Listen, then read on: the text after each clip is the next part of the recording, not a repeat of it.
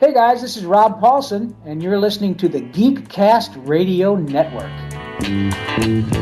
When I look out my window, many sights to see. And when I look in my window, so many different people to be, that it's strange. Hello and welcome to the Comic Concierge, the podcast that believes comics are for everyone. The key is finding the right one. This is one of the Comic Concierge episodes where I bring someone on and I recommend a comic book to them based upon their interests in other fields and sometimes comics. Today I have a very special guest with me, Matt from Simplistic Reviews. How's it going, man? Very special. Wow. Am I the first very special guest, or just? I think so. I think so. You're You're one of the few people that have come on so far that I think has a little bit more of a background when it comes to comics than my previous guest. So it's a different type of a comics concierge episode this time around. I dabble. I've dipped my toes into comic book ink every once in a while, if you will. And I got also congratulate you guys on your 100th episode that just went out last month. So it was a great episode. I know actually Kevin Thomas and Steve Phillips guested on it, did some voices. It's amazing. I highly recommend people checking it out. It's a lot of fun. Yeah, Steve and Kev were great. Steve's impression of Kermit, second to none, amongst other things on that show. And Kevin was a good sport with one of the games as well and one of our skits. So, yeah, shout out to you guys to, actually putting those guys in retainer for us. So I feel like I'll put, checks in the mail. Don't worry about it. It's all good.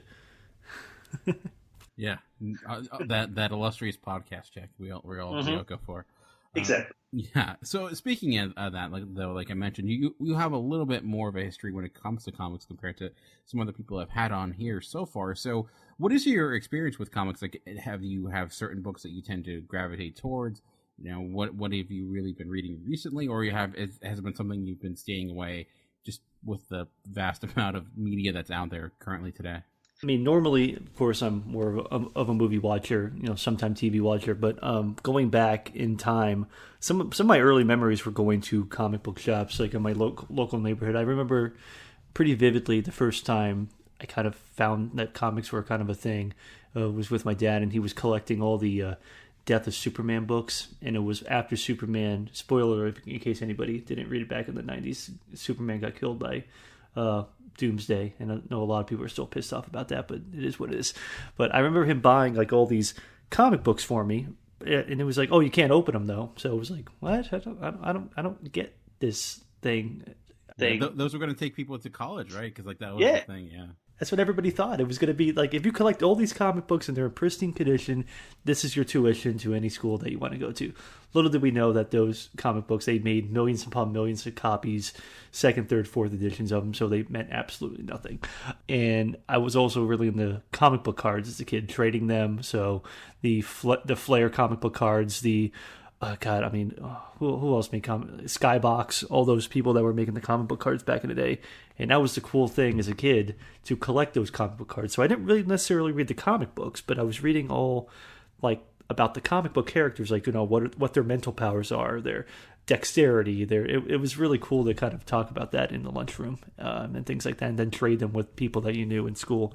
And then later on down the line, I think my best memory of comic book collecting was always Spawn. I was a huge Image kid back in the day when everybody came on board from Image, when it was Todd McFarlane and Rob Liefeld and Jim Lee and all these people that were making these super graphic, gory, crazy comic books.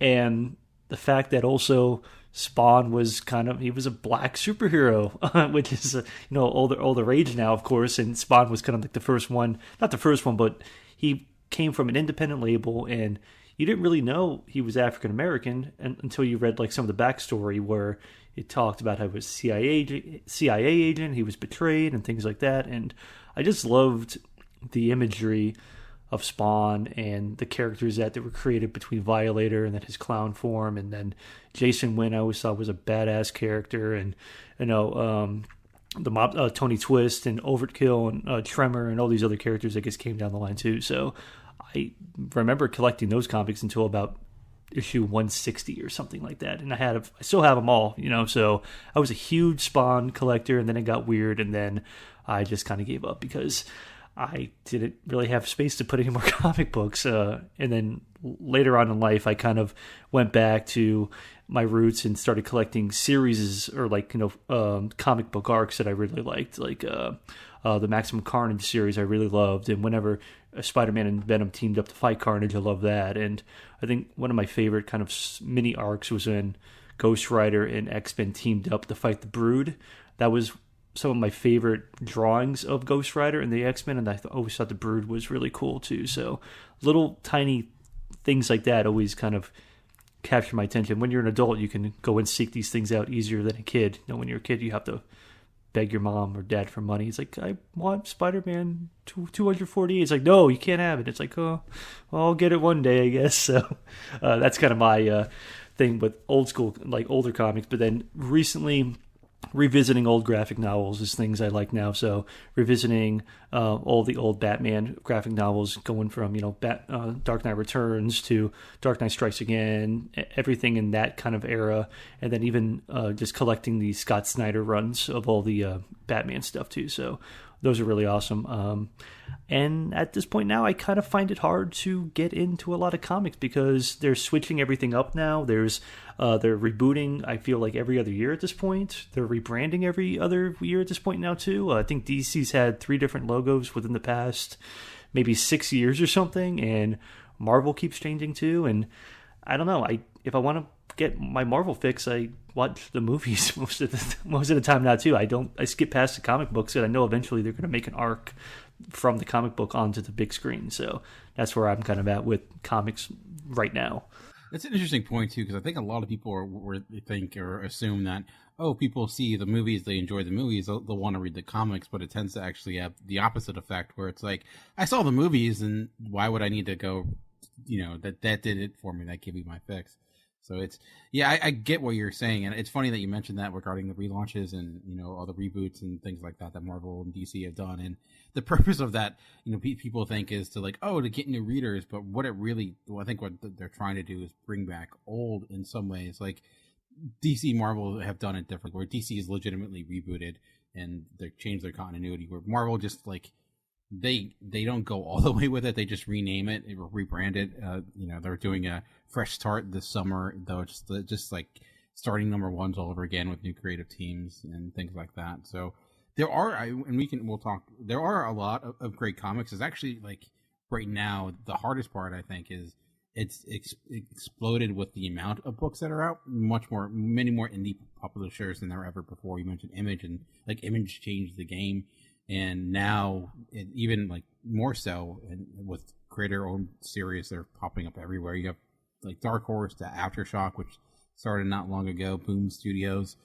The amount of books that are out there, it's tough, just because it's you can get lost in it compared to just think of Netflix and how many series they had. It's the same with type of with comics currently. I mean, they have made it far more accessible now with just the digital, almost like the on-demand comics. So you don't have to go to your local comic book shop to collect stacks on stacks and stacks, because most of us, if we're having kids, we have spouses or anything else, we're running out of space with our milk crates and everything like that to fill it with comic books. So you have to just fill your hard drive with all these digital comic books. And that to me is a little bit sad, because growing up reading comic books all the time, something tangible, same thing with books. Books, I think, are a little bit more understandable because books are big. Comic books are so small, they're tiny. So it kind of loses that human element a little bit when you're getting everything digital. I mean, I understand the convenience of it, but I don't know, call me an old-fashioned guy or something like that. But I kind of miss that interactiveness of thumbing through the comic books and things like that, as opposed to just looking on your computer and being done with it. So I don't know. That's a little sad. I get that. I was the same way. I was all about the physical copies, but it's honestly out of convenience and just ease. I can put 30 comics on an iPad, where carrying 30 comics is a lot harder, and just have lack of space becomes a problem having a kid. And so I do miss, though, having those tangible books. I still get them time to time when I go to a con and I get some really great deals or something like that. But I'm going to the weekly comic book store and getting a stack of floppies. I did that a lot in college, but I haven't done it in a long time, and I do miss it. Just the smell. It's like that. It has a unique smell to it. That like the ink and the paper that they're using and everything, and depending on if you get the glossy paper or just like the paper that rips when you just like turn it the wrong way, it's like, oh no, I ripped my comic book in half. But things like that. But I find myself now, it's funny, going back to my dad now, it's like I'll only really buy tangible copies of things that I find, hey, that looks like a really cool cover, or it's a variant or something like that. So the irony at the end is that I turned into my dad. So go figure, right? I feel we all do that in some ways. Like, yeah, like I'm getting really into World War II, and like that was my dad's thing. So now it's like I'm getting old. Yeah. But we're talking about current comics and books, and this transition to the book I did recommend for you. So I did try to look for something, I looked at things you'd like genre-wise, and it offered up a few different options. And the one we're talking about is Harrow County, yeah, by Colin Bunn, coming from Dark Horse. And there's a lot, like horror books have exploded. There's tons of them. Mm-hmm. And this actually, I feel, has been by far like the best one. Colin Bunn's a really great horror writer. He has a lot of different horror series. And I thought maybe this would bring a different dynamic to comics, like you mentioned, like you looking for something different. And I think this kind of showcases how horror can be utilized in the pages of a comic book. I did have some concern. It gets weird, just to put it blatantly. So I am kind of curious how this actually ended up working for you. I loved it. I mean, I mentioned Image comics, but I always loved the horror aspect of a lot of the Image comics, like the very visceral, like, scenes of blood, guts, gore, things like that. But then I also loved reading EC comic books too, like the reissues of Tales from the Crypt.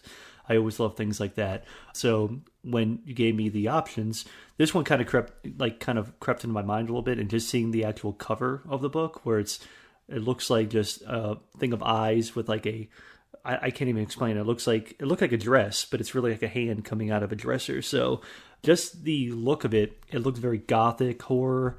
It just kind of appealed to me. It looked very gritty and grimy and things like that too. So, and I liked the art style. It just looked minimalist, but it looked creepy at the same time. Like I wanted to know more about what are these eyes, and what's this like weird skin hand coming out of a drawer gonna play into the actual book. And it's a Dark Horse comic. I mean, I've read some Hellboy a long time ago. So Mike Mignola. I read some of the Star Wars Knights of the Old Republic books. Maybe a little bit of was it Madman? Madman was on Top Cow. I think he wasn't on Dark Horse. Mainly Hellboy, if anything. I think if people think of Dark Horse, they think of Hellboy. I think it's kind of synonymous with them. And reading the book, I liked it because there are words, there's some good storytelling elements in it, but just the overall look, how it looks like a painting almost. It reminded me a lot of some of the panels in The Dark Knight Returns a lot. So it had that kind of similar like kind of art style that isn't overtly like big and grandiose. It still looks kind of comic booky a little bit, like independent wise. And it just kind of gave me that same visual look of some of these other comic books that I don't need a big stylized book. I need something that looks creepy and cool and interesting with some good writing around it. And it was only 4 issues, so it was the first series of it. And yeah, you're right. It gets it gets really weird. You find out what was in the drawer, of course, and it doesn't give you a lot of answers why it's happening, which I like. Of course, you see the end result of it. I don't know if I want to spoil the book for anybody. Maybe we can get into that a little bit later. But I love it was a story about small town people, being afraid of witches, and there's ghosts and ghouls in the woods, and it's centered around one girl who doesn't really understand why she can commune with a lot of these ghosts and spirits and creepy things. And then come the end of the book, it makes me want to read the next volume because I don't know if I fully understood the end. I kind of think I did, but it leaves it kind of open to interpretation. Is it a flash forward? Is it something that hasn't happened that will happen? It's one of those things that I want to read more now because I'm not sure what happened exactly. Yeah, I understand that. Yeah, I think this is actually, it's pretty far in. It's like issue 30 something at this moment in time. So the good thing is there's plenty more to read where this came from. And I know with like horror is especially like a challenging genre because to do correctly, whatever medium you're in, because like, is it scary or does it have a certain atmosphere to it? And I know with film, and coming from someone who really likes film, one of the biggest ways that is done is through the use of score and sound. I think horror probably more so than any other genre relies on that a lot. Obviously, with like a comic book like this, you don't have that. You don't have that ability to allow that immersive experience through auditory means with just a comic.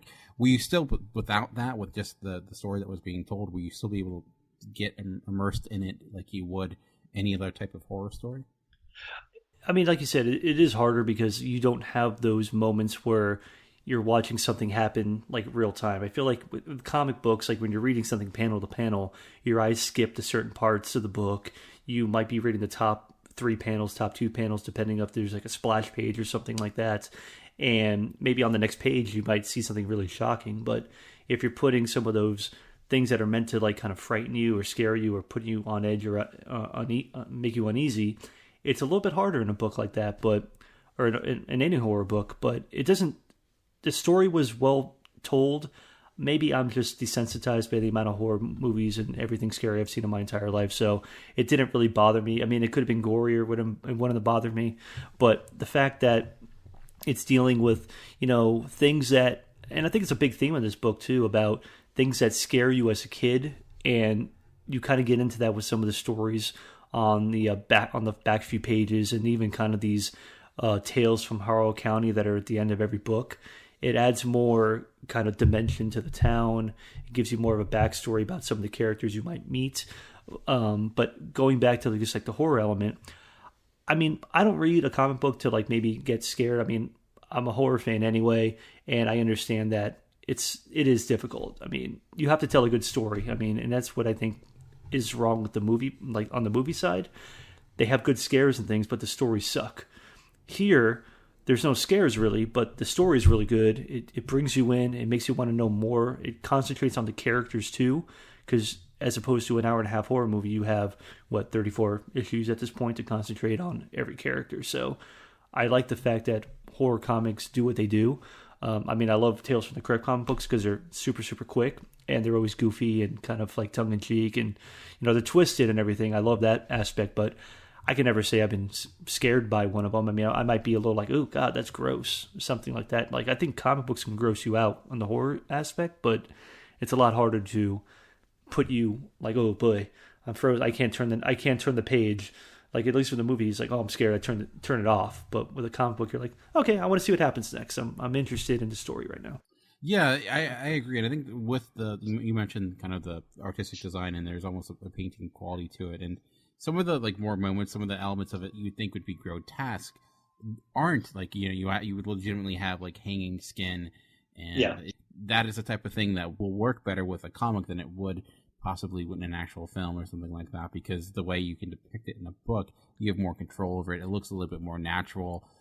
The way you can the physics of it, I think, make a much more sense than page of a book than they possibly would, with a 3D image.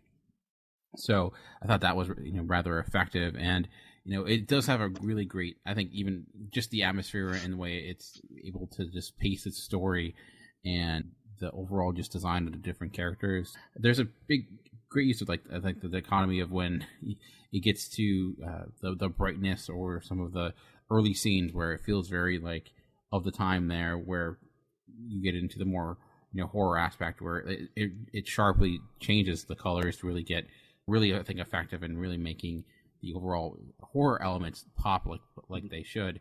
One thing I was reading this though as we're going through, I did notice like part of the story, you have like this girl running away, trying to escape this town that kind of wants to kill her for reasons she doesn't know. But she ends up running into like a lot of different characters that do seem to come out of nowhere. I think later we do find out where they're coming from. But I was curious, like, as you're reading the first few issues, if that at all bothered you, because it seems like there was a lot of convenience or contrivance within the first 2 issues, or at least it seemed like that. Did that at all, like, you were like, okay, what is she just gonna have a lot of great luck when it comes to all the problems she seems to be facing? I mean, in the beginning of it, before you get to like the kind of twist that happens at the end of like the third issue into the fourth issue, I mean, yeah, there are some like, you know, trials of convenience. You run into some other ghosts and goblins and big monsters in the woods and everything. And you're like, oh, where did this come from? Where did that come from? It doesn't bother me so much because I saw kind of where it's going a little bit. I mean, I know it's a horror comic. I know there's some type of like supernatural aspect of it. And with things popping up, and at least they used it as like a vessel for storytelling a little bit and not just like a red herring where it's like, oh, well, here's some flaming skeletons. Why are they here? They explain it in a certain way, and then they kind of explain her kind of power over that. So it didn't bother me so much. I mean, to somebody who maybe isn't a horror comic book reader or something like that, they might find that a bit like, this doesn't make any sense, and that might be enough for them to kind of put the book down and not want to continue. But it almost came off a little bit to me as like her odyssey, her own little special odyssey going through the woods. So she's running into these different trials, different characters, different things like that. So I read it almost kind of like for the mythic quality of the whole thing. And it didn't bother me. I mean, it gets a little weird, kind of, what is it, I guess in the fourth book, when it introduces another character out of nowhere, and he's part of some weird witch cult that is protecting her, and it's like, oh, okay, well, I'm glad this character's here, and it gets a little wacky with why he's doing this, and it starts getting into more of her character, like, or who she's supposed to be in the grand scheme of things. So I like that because at least it explained things, and it's really weird. It is odd, but I like the kind of creationist kind of method that they're going for, and you know, almost like a Frankenstein type thing too, which I think is really cool. So there's some cool aspects of it, and it just made me want to read more of it. It was that far out there and that wacky and very just B-movie-esque almost to a lot degree. I mean, it was hard for me to take a lot of this book seriously.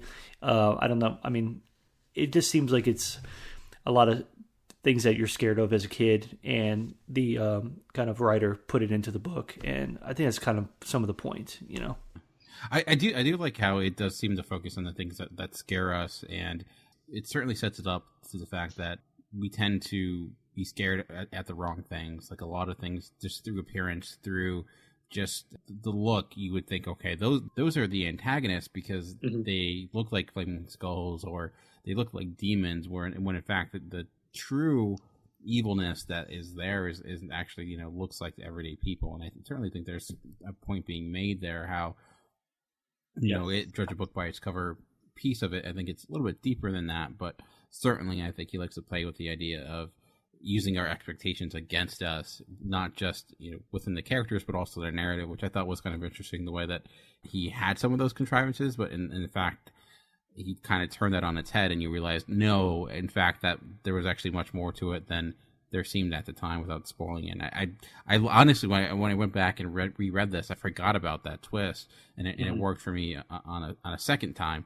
Interesting that you mentioned that you were taking seriously, or like you were just enjoying the ride, because I think that there are different ways to view it, and depending at where you're coming from, if you're finding it really creepy, or you just kind of there is almost like a weird sense of humor that's at play here. At times. I think certainly that's usually, I think, where good horror tends to be the most effective, when it can not take itself overly seriously, but still be able to not become like, I don't know, like Scream 3 and become laugh at its own joke, or become the very thing it's trying to parody. Exactly. Yeah. I mean, I'm glad they stayed away from that. I mean, they kept it very just on the level, said before, like a gothic horror story. I like that old kind of like, people don't really understand what's really going on. There's still kind of a gray area about where this book is taking place, because I mean, there are farms and overgrown forests and people in covered wagons type of thing, and there's kind of like an old-fashioned sense to it. And then later on at the end of the book, you kind of get into more of a cosmopolitan city where it's like, okay, how far is this taking place in the future too? So I like that whole, where is this taking place as well too? I mean, it could take place anytime, but it seems like a world trapped in its own time. But I liked it. And some of the stuff, I think one of the other books you recommended to me was Preacher. And I was I was on the fence about saying, okay, let's go for Preacher because everybody knows it. I have it. It would have been easy to get into and grab, and the first book is really funny and awesome and off the wall. So there were even things in this where it kind of reminded me of Preacher a little bit too, with some of the kind of weird, kind of just not the sense of humor per se, but some of the weird gothic elements of it too. Some of the mythic, a lot of those elements kind of reminded me of Preacher a lot too. I can certainly see that.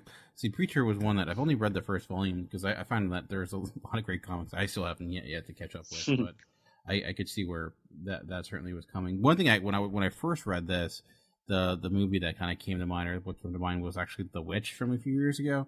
Yeah, you mentioned like it's like lost in its own time, and I felt like it could exist. I guess The Witch was like that was what, 1400s, 1600s, something like that. Let's say 1600s. Yeah, a couple hundred years before before something like this happened. But I thought like I had the same feeling I had with that, where though this is less to do with theology, or there's not as much like biblical pieces of this, which I find is funny because I feel like when you have a lot of stories that center on witches, that ends up being a big piece of it, where somehow theology plays a role. And I guess you could say it does in this, but not in the sense of like not a specific theology, just like you mentioned previously, the idea of creationism and free will and how that plays a role, which I thought was a good departure from the typical horror story, which I know was tough with horror because there are certain expectations people have when what they want to see part of the genre, but you also don't want to be derivative. So I think this does a good job of providing some of those expectations, but not adhering to them and being able to kind of do its own thing at the same time. Yeah, I like that aspect of not feeding into the tropes of horror. I mean, you're still getting everything you would from like a witch story. I mean, you're getting the witch, you're getting like kind of like the sacrifice elements of it, but you get this different kind of spin where the witch in me is almost like the protagonist, and then everything else around her becomes the antagonist. So I like that idea where you're not automatically making the witch, you're not making her a sympathetic character, but you're making her a character that you can understand, in a lot of ways. I mean, she was born out of whatever she's born out of, and then a lot of people aren't asked to be born. They're just born whatever way. I mean, maybe it's the devil, maybe it was Lucifer who created her. She came out of the earth and started talking to these town folk, and then she kind of does her own thing with her own little kind of cult that she's created for herself. But I like that. It kind of bucks a lot of the conventions that you're used to in these witch and pagan stories, supernatural stories, things like that. Kind of gives it a little bit of a life of its own, and almost, I mean, at the end, it almost kind of gives it a little bit of like a superhero-esque type of story a little bit too with the main character, because what is it? The main character's name is Emmy. So you kind of make her a little bit of like a superhero at the end, which I kind of like. So yeah, definitely. Were there any other questions or anything else you wanted to bring up regarding this book? Not really. I mean, I'd like to continue probably reading the next volume or two and see if I can keep up the momentum with it. But because it intrigues me, I like the story where it's going. It kind of ends on a big cliffhanger. Like you're kind of left with what's going on here. I don't know where I am right now. So I'd like to really go back and revisit that and see if there's some good callbacks going back to the first volume and maybe the next 3, 4, however many volumes they have at this point. Yeah, and I think that's like one of the benefits too, doing a long-term horror series, an ongoing horror series, is that you can really take your time and really allow the story to play out in ways like, people talk about The Walking Dead and how it's that like zombie movie that never ends. And I think you can take that and utilize it with any type of horror story like this is doing, where you can sometimes with horror, we talked about like people push the scares or push the jump scares, and this is really story first. And I like I said, I have not read the other volumes. I do wish to do that. One thing I would say, one big benefit of this, and we talked about digitally, is the service of Comixology Unlimited, where it's like basically Netflix for comics.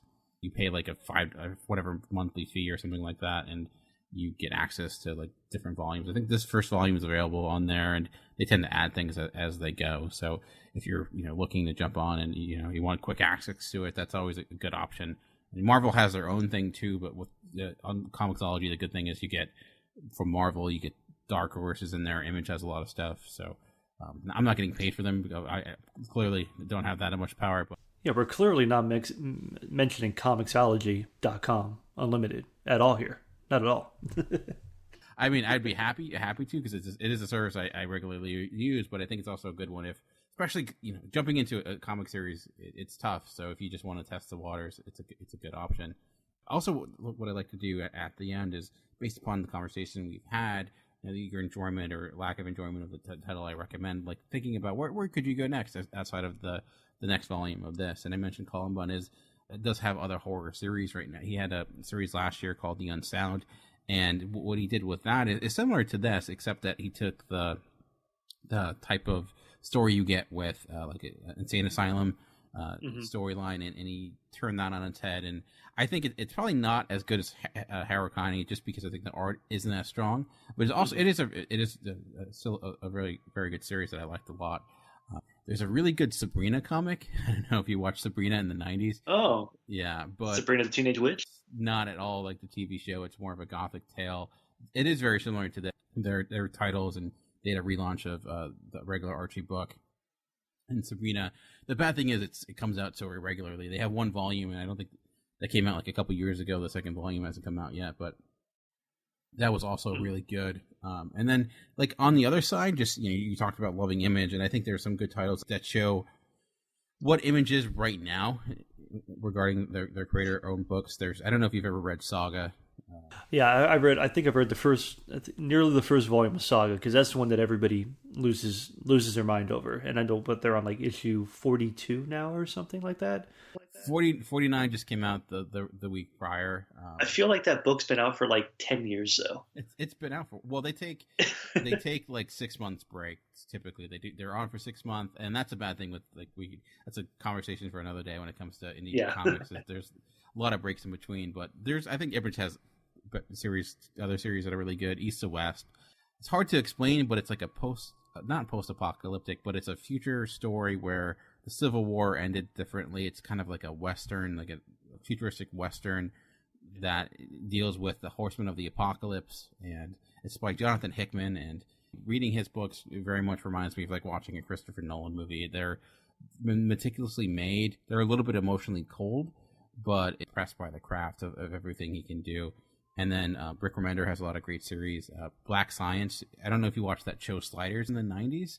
I remember Sliders, Jerry O'Connell, and John Rhys Davies. Yeah, yeah. It's just these people that can go to different dimensions. It's nothing like the overall execution of it. It's nothing like Sliders, but they have this machine that goes to different dimensions, and it's causes a lot of problems. They get lost in it in a way. It's really good, and he does Black Science, and there's another book called Deadly Class, which is another book that has led me to actually kind of be in the comics a lot more. And so it's about kids in the 80s that go to this assassin school. Very retro in its depiction. It utilizes music a lot. Just throwing some other books out there if you're looking for something to kind of whet the appetite a little bit more. There might be some good avenues to go down. Okay, I'll get on Comixology.com to check out these books out. Use promo code Comics Concierge, because maybe people keep putting it in. Eventually, they'll just allow it to happen. I'm just gonna put it in until it says like, okay, yeah, we get it, Comics Concierge, we get it. That would be amazing. But yeah, so I'm really glad you liked it. That's awesome to see, and we'll certainly have to have you on to maybe talk about the next volume or another book. But until then, if people wanted to with more from you, follow you, how could they do that? All right. Well, thanks for having me, Dan. As always, it's always a pleasure to talk with you and talk about comics for the first time too. But you can check us out. Our main website is simplisticreviews.net. You can find us all over any social media app that you're using: Facebook, Instagram. I don't know what else you have. Twitter, YouTube. Download the podcast on the podcast app for iTunes or TuneIn Radio or Stitcher or was it something? Google has something too, I'm sure. If you download a podcast, you'll find it somewhere. So we're all over, and you can check us out on the Lambcast every once in a while when we contribute, our voices and our opinions and our obscenities to podcasts across the globe.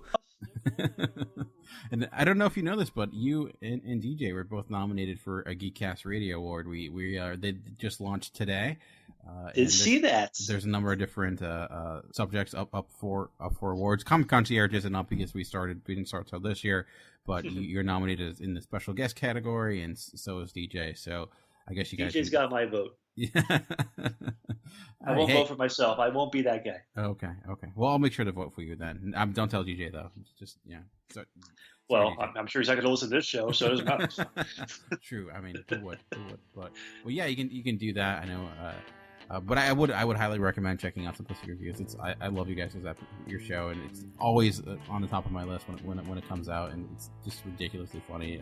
I'll be honest, I've stolen some of the games you guys do for work in some ways. I've morphed them for more work appropriate things, but the wheel you use and things like that. I love what you guys are doing now. So. Don't worry, we didn't pay Dana to say this or anything, so it's fine, everybody. Don't worry. This is his own volition, no gun to his head. He's of sound mind. I hope you're of sound mind right now, right, Dan? I don't know. I'd like to think so, but after you read so many comics and you watch so many movies, your head kind of becomes mush a little bit. I think, but yeah, you get a little warped. Yeah, I know. But yeah, and I'd like to hear if you're out there and you have any opinions on Harrow County. Go ahead and you can send us an email at feedback@geekcastradio.com. Go to our website at geekcastradio.com. I'm also on Twitter, just at Movie Revolt, and we're also on Facebook. Just search Geekcast Radio Network. But that's it for this week. Enjoy us next time. But for now, remember, comics are for everyone. The key is finding the right one. Thanks for listening. Must be the season of the witch.